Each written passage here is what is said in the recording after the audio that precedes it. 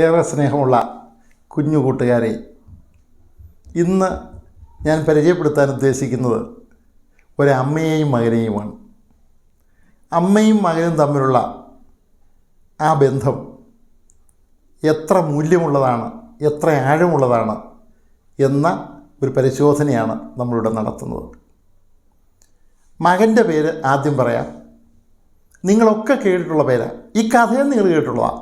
സംഭവകഥയാണ്, വെറും കഥയല്ല, സംഭവകഥ നിങ്ങൾ കേട്ടതാണ്.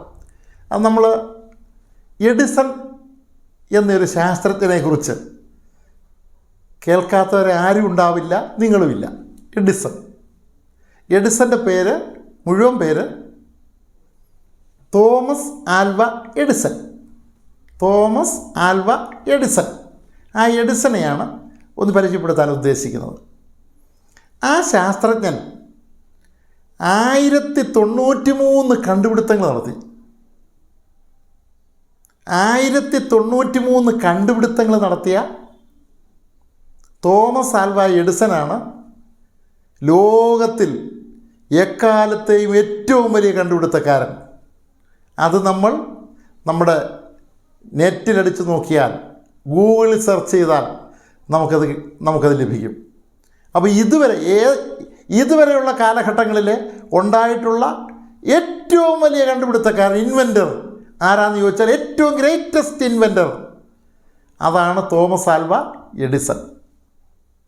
1093 കണ്ടുപിടുത്തങ്ങൾ. അദ്ദേഹത്തെ ഒരുപക്ഷെ അറിയപ്പെടുന്നത്, സാധാരണക്കാരുടെ നമ്മുടെയൊക്കെ ഇടയിൽ അറിയപ്പെടുന്നത് ബൾബ് കണ്ടുപിടിച്ചയാൾ. ബൾബ് എന്ന് പറയുന്നത് നമുക്കറിയാമല്ലോ, ഈ വൈദ്യുതി കടത്തി വിട്ട് കഴിയുമ്പോൾ ആ ഫിലമെൻ്റ് എന്ന് പറയുന്ന ഭാഗം അത് പ്രകാശിക്കുന്നു. അതുവഴിയല്ലേ പ്രകാശം നമുക്ക് ലഭിക്കുന്നത്. ഇപ്പം നമുക്ക് LED ബൾബൊക്കെ ഉണ്ട്. അതിനൊക്കെ മുമ്പ് ഈ ഫിലമെൻ്റാണ്. അത് അതിൻ്റെ ഏതാണെന്ന് നിങ്ങൾക്ക് അറിയാം, നിങ്ങൾ പഠിച്ചുകൊണ്ടിരിക്കുന്നവരാണ്.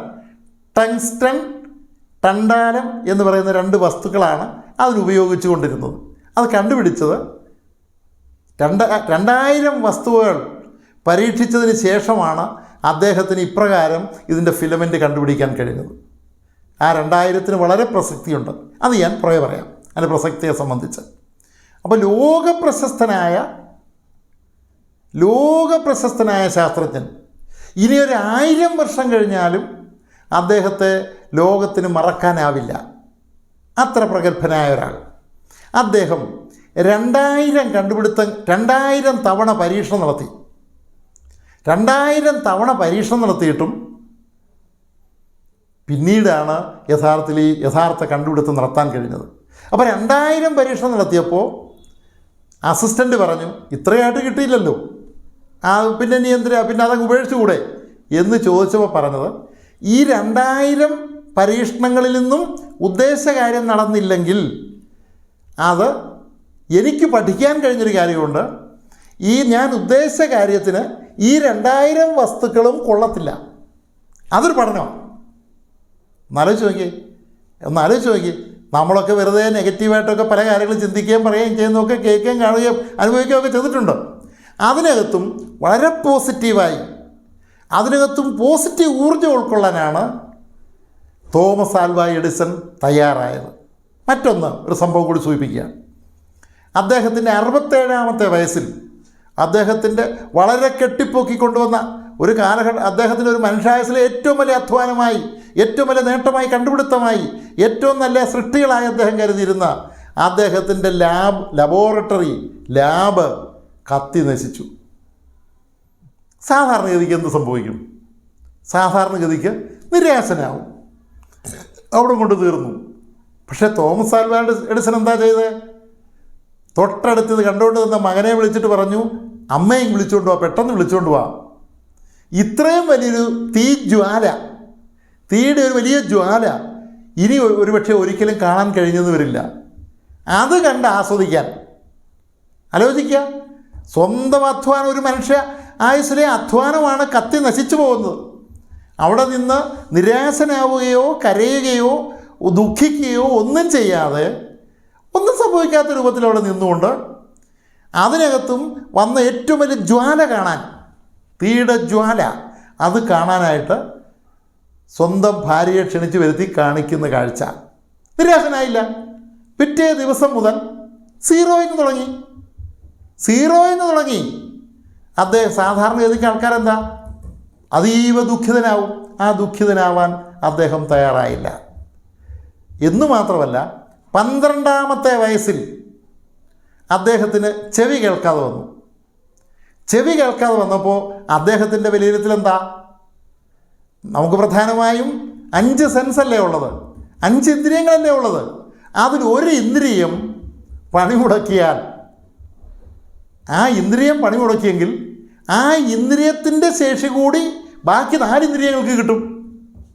അപ്പോൾ അവിടെ ശേഷി കൂടും എന്നാണ് തോമസ് ആൽവാ എഡിസൺ അതിൽ നിന്ന് മനസ്സിലാക്കിയത്. അതാണ് അദ്ദേഹത്തിൻ്റെ മനസ്സിനെ പഠിപ്പിക്കാൻ തയ്യാറായത്. ആലോചിച്ച് നോക്കിയേ, ഒന്ന് ചിന്തിച്ച് നോക്കിയേ. ഇനി നമ്മൾ അദ്ദേഹത്തിൻ്റെ കാലത്തിലേക്കൊന്ന് കിടക്കാം. ചെറുപ്പകാലത്തിൽ അദ്ദേഹം ചെയ്തത് ഉപജീവനത്തിനും പഠനത്തിനുമൊക്കെ വേണ്ടി റെയിൽവേ സ്റ്റേഷനിൽ ന്യൂസ് പേപ്പറിൻ്റെ കച്ചവടമായിരുന്നു. ന്യൂസ് പേപ്പർ വിറ്റ്, എന്നാലോചിച്ച്, പേപ്പർ ബോയ് ആയിട്ട് നടന്ന് അതിൽ നിന്നുണ്ടാക്കിയ വരുമാനം കൊണ്ട് ചെറിയ ലാഭം ഉണ്ടാക്കി അതിലെ പരീക്ഷ നടത്തിപ്പോവുക, അത് ഉപജീവനത്തിന് ഉപയോഗിക്കുക. ആ നിലവാരത്തിലേക്കാണ് അദ്ദേഹം വന്നത്. ആ നിലവാരത്തിൽ നിന്നാണ് ഇന്ന് നാമൊക്കെ അറിയപ്പെടുന്ന തോമസ് ആൽവാ എഡിസൺ എന്ന് പറയുന്ന വിശ്വപ്രഖ്യാപിത മഹാപ്രതിഭയായി, മഹാശാസ്ത്രജ്ഞനായി അദ്ദേഹം ഉയർന്നു വന്നത്. അത്ര ഇന്ന് വരെ അദ്ദേഹത്തെ കവച്ചു വെക്കാൻ മറ്റൊരു ശാസ്ത്രജ്ഞനും കഴിഞ്ഞില്ല. ഏറ്റവും വലിയ ഇൻവെൻറ്റർ, ഏറ്റവും greatest inventor of all times എന്നാണ് അദ്ദേഹത്തെ വിലയിരുത്തുന്നത്. അഭിമാനമല്ലേ നമുക്കത്? ഇനി മറ്റൊന്നുകൂടെ സൂചിപ്പിക്കാം. അദ്ദേഹത്തെ കണ്ടെത്തിയ ഒരാളുണ്ട്, ഈ പറഞ്ഞ ഏറ്റവും വലിയ കണ്ടെത്തലുകാരൻ, ശാസ്ത്രജ്ഞൻ, ഇൻവെൻറ്റർ. ആ ഇൻവെൻറ്റർ അദ്ദേഹത്തെ കവച്ചു വെക്കാൻ ആർക്കും ഇന്നോളം കഴിഞ്ഞിട്ടില്ല. 1093 കണ്ടെത്തലുകൾ ആണ് അദ്ദേഹം നടത്തിയത്. അദ്ദേഹത്തെ കണ്ടെത്തിയൊരു പ്രതിഭയുണ്ട്, അത് അദ്ദേഹത്തിൻ്റെ മാതാവാണ്.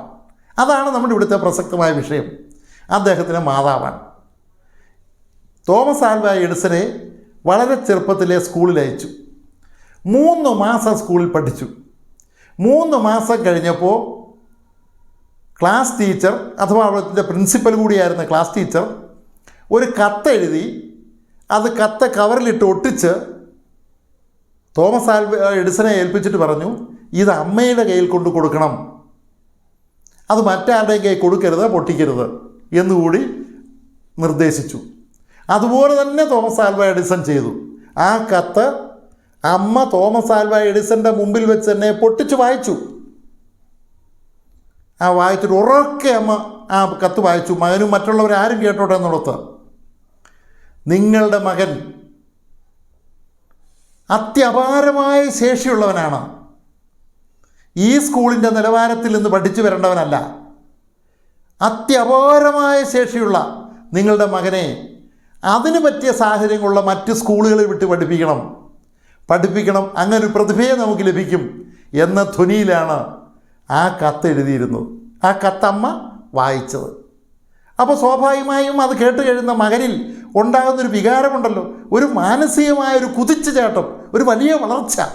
ഒരുപക്ഷെ തോമസ് ആൽവാ എഡിസൺ എന്ന് പറയുന്ന ഇന്ന് വരെ ഉണ്ടായ ലോകത്തിലെ ഏറ്റവും വലിയ ഇൻവെൻറ്റർക്ക് ആവശ്യമായ പ്രചോദനം കിട്ടുന്നത്, അല്ലെങ്കിൽ അവിടെ ആയിരിക്കാം ആ ശാസ്ത്രജ്ഞൻ ഉടലെടുത്തത്. ആ മനസ്സ് അവിടെ മുതലാണ് അതിനുവേണ്ടിയുള്ള തയ്യാറെടുപ്പ് നടത്തുന്ന സാഹചര്യം ഉണ്ടായത്. ഇനി അങ്ങനെ കാലങ്ങൾ കഴിയുന്നു, അമ്മ മരിച്ചു പോകുന്നു.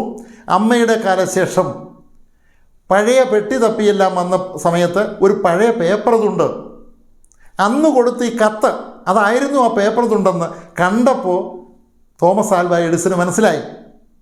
അദ്ദേഹം അതെടുത്ത് നൂർത്ത് വായിച്ചു നോക്കിയപ്പോൾ അതിൽ യഥാർത്ഥത്തിൽ ആ അധ്യാപകൻ അഥവാ പ്രിൻസിപ്പൽ എഴുതിയിരുന്നത്, നിങ്ങളുടെ മകൻ കാര്യമായ ശേഷിയുള്ളവനല്ല, അവൻ വികലമായി ചിന്തിക്കുന്നവനാണ്, മനസ്സ് വികലമായി ചിന്തിക്കുന്നവനാണ്.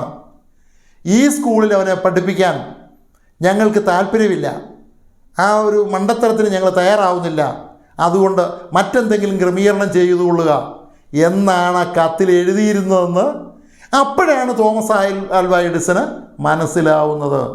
തൻ്റെ അമ്മ ഇത് വായിക്കുന്നതിന് പകരം തോമസ് ആൽവ എഡിസൺ എന്ന് പറയുന്ന മഹാപ്രതിഭയ്ക്ക് ജന്മം കൊടുക്കാനാണ് ആ കത്ത് വായന എന്ന് പറയുന്ന ആ അവസരം പ്രയോജനപ്പെടുത്തിയത്. ആ പ്രയോജനപ്പെടുത്തിയത് കൊണ്ടാണ് തോമസ് ആൽവ എഡിസൺ എന്ന നിലയിലേക്കായി മാറിയതെന്നറിഞ്ഞ് അവിടെ നിന്ന് പൊട്ടിക്കരയുകയാണ് ചെയ്തത്. എഡിസൺ പൊട്ടിക്കരഞ്ഞു. തൻ്റെ അമ്മ എന്താണ് തനിക്ക് വേണ്ടി നൽകിയത് എന്നോർത്ത്. ഒറ്റ വാചകം സൂചിപ്പിക്കുന്നു.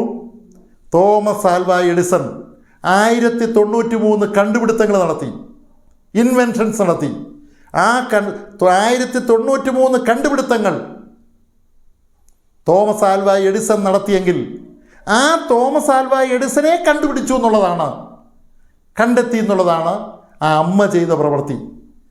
അപ്പോൾ 1093 കണ്ടുപിടുത്തങ്ങൾ നടത്തിയ തോമസ് ആൽവ എഡിസൺ ഇവിടെ നിൽക്കുന്നു. ആ തോമസ് ആൽവ എഡിസനെ സൃഷ്ടിച്ചത് അതാ മാതാവാണ്. ഞാനിത് സൂചിപ്പിക്കുന്നത്, ഇത് കേൾക്കുമ്പോൾ തീർച്ചയായും ഈ കുഞ്ഞിത്തത്തയിലെ സുഹൃത്തുക്കൾ, തീർച്ചയായും നിങ്ങളുടെയൊക്കെ മാതാപിതാക്കൾ കൂടി ഇത് കേൾക്കാനും ഇടവരണം. പലപ്പോഴും പല സന്ദർഭങ്ങളിലും പലപ്പോഴും കുഞ്ഞുങ്ങളെ മഹാപ്രതിഭകളാക്കി മാറ്റുന്ന കാര്യത്തിൽ മാതാപിതാക്കളുടെ പങ്ക് വളരെ വലുതാണ്. മാനസികമായി കുഞ്ഞുങ്ങളെ ഉയർത്തിക്കൊണ്ടുവരുവാൻ, അവർക്ക് ആത്മബലം കൊടുക്കുവാൻ, അവർക്കാവശ്യമായ മോട്ടിവേഷൻ കൊടുക്കുവാൻ മറ്റാരേക്കാളും കഴിയുന്നത് മാതാപിതാക്കൾക്കാണ്. അതിലും പ്രധാനം മാതാവിനാണത് കൊടുക്കാൻ കഴിയുക. ആ കൊടുക്കുന്ന സംഭാവനയാവും ലോകത്തിന്, സമൂഹത്തിന്, തനിക്ക് തന്നെ ഒക്കെ തന്നെ ശ്രേഷ്ഠമായ ശ്രേണികളിൽ എത്തിച്ചേരാൻ അവസരമൊരുക്കുന്നത്. ആ പിന്തുണയാവും, ആ നിലപാടുകളാവും എന്ന തിരിച്ചറിവ് തീർച്ചയായും നമ്മുടെ മുഴുവൻ കുഞ്ഞിത്തത്തയിലെ മുഴുവൻ സുഹൃത്തുക്കളുടെയും അതേപോലെ മറ്റുള്ള മുഴുവൻ കുഞ്ഞുങ്ങളുടെയും മാതാപിതാക്കൾക്കുണ്ടാവട്ടെ എന്ന് ആശംസിക്കുന്നു. ഞാൻ അഡ്വക്കേറ്റ് മോഹൻദാസ്.